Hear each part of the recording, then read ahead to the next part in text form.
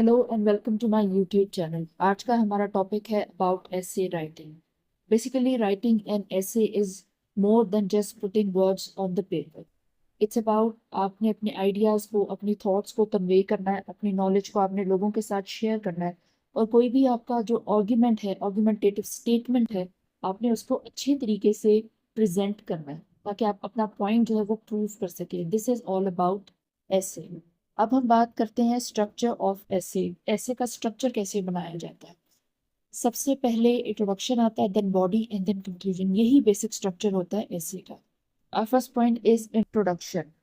Introduction में what you have to is, आपका जो टॉपिक है आपने उसको इंट्रोड्यूस कराना होता है, उसके बारे में कंसाइज तरीके से लेकिन कंप्लीटली आपने लिखना होता है। और एक थीसिस स्टेटमेंट भी आपने डालनी होती है। आप इस ऐसे से क्या चीज़ प्रूव करना चाह रहे हैं, व्हाट्स योर पॉइंट, वो भी आपने थीसिस स्टेटमेंट में एडअप करना होता है।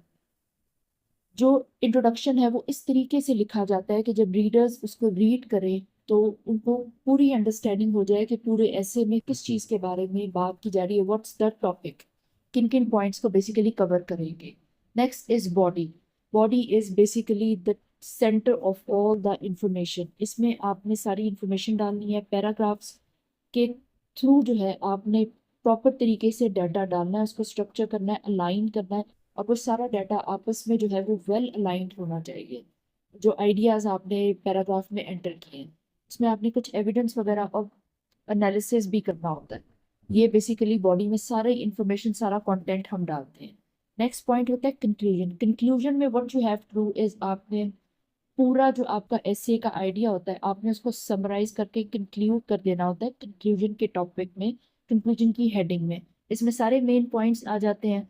और बेसिकली इस तरीके से इसको लिखा जाता है कि रीडर कंक्लूजन पढ़े तो उसके लिए पूरे पूरे ऐसे का क्लोजर होना चाहिए। वो अंडरस्टैंड कर जाए कि आपने किस टॉपिक पे किस तरह से आप बात कर रहे थे, आपकी जो थीसिस की स्टेटमेंट थी, आपका क्या आर्ग्यूमेंट था, आपने क्या पॉइंट उससे प्रूव किया है। आपका ऐसे कंक्लूड हो जाता है विद कंक्लूजन। इसको एक अच्छा ऐसे कहेंगे। Next is formatting. फॉर्मेटिंग में क्या चीज़ होती है, फॉर्मेटिंग में फॉन्ट स्टाइल है, मार्जिन्स है, हेडिंग्स वगैरह होती हैं। ये सारी फॉर्मेटिंग में आती है। बेसिक आपका स्टैंडर्ड फॉर्म जो होता है times new Roman 12 size use होता है।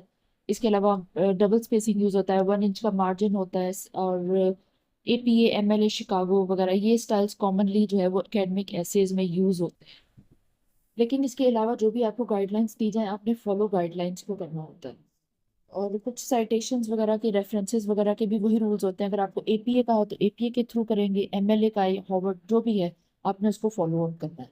और फॉर्मेटिंग की डिटेल में अगर आपको जानना है तो हमने ऑलरेडी इसके ऊपर वीडियो कवर की है, प्लेलिस्ट में मौजूद है, आप वहाँ से देख सकते हैं।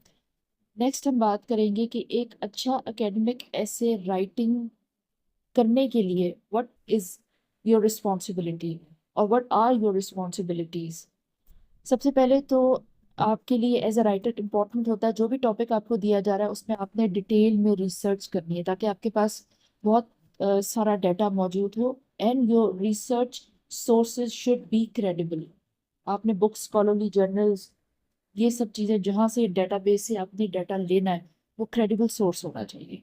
इसके ऊपर भी हमने वीडियो कवर अप की हुई है, इसी प्लेलिस्ट में, एकेडमिक राइटिंग की प्लेलिस्ट में मौजूद है। आप देख सकते हैं कि कैसे आपने डाटा जो है वो लेना होता है इसमें डालने के लिए। Next point is adherence to guidelines. जो भी गाइडलाइंस आपको प्रोवाइड की जाती है आपने वो सारी फॉलो अप करनी होती है, तभी जो है आप एक अच्छा काम प्रोवाइड कर सकते हैं। नेक्स्ट इज ओरिजिनलिटी, यानी प्लेजरिज्म फ्री होना चाहिए। इसके ऊपर लास्ट में हमने बहुत डिटेल में वीडियो पोस्ट की है। आप उसके ऊपर आप उसको फॉलो अप कर सकते हैं। You will understand the whole concept of plagiarism, how to avoid it, etcetera. Next is critical thinking. Critical thinking basically research के साथ साथ, डाटा को पैराफ्रेज करने के साथ साथ, साइटेशन करने के साथ साथ आपको क्रिटिकली एनालाइज करना होता है पूरे डाटा को, टॉपिक्स को, आइडियाज़ को। उसके हिसाब से you have to place the argumentation और उसको आपने डील करना होता है।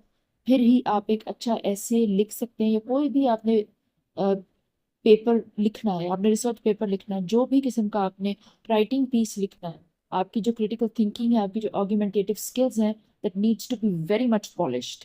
तभी आप अच्छे से जो है राइटिंग कर सकते हैं।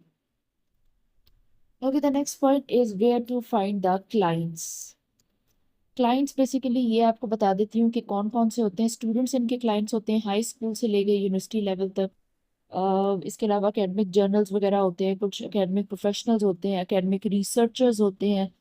ये सब जो होते हैं इनको ऐसे राइटिंग की ज़रूरत होती है, आप इनको अप्रोच कर सकते हैं। एकेडमिक राइटिंग के क्लाइंट्स आप कहाँ कहाँ से ले सकते हैं, इसके ऊपर हमने बहुत सारी वीडियोस बनाई हैं।